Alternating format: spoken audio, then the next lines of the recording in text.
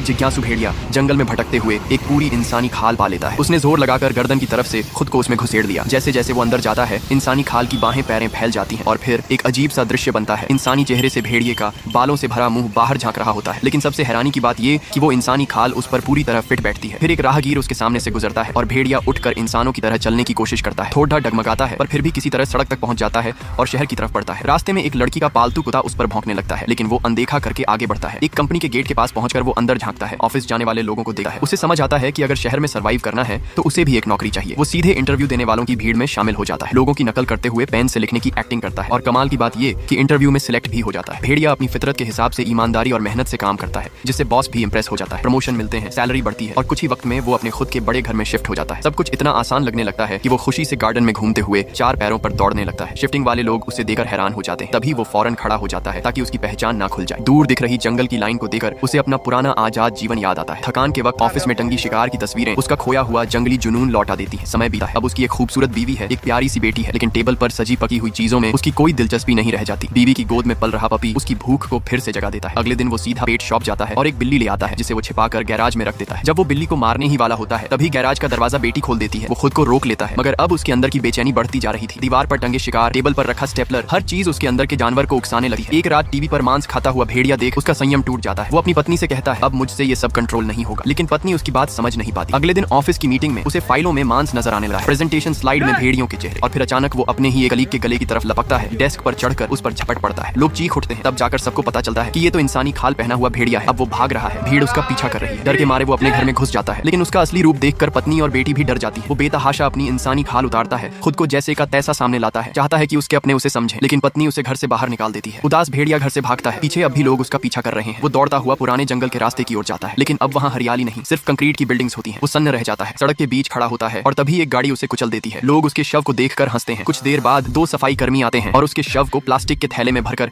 ऐसे फेंक देते हैं जैसे कोई कचरा हो।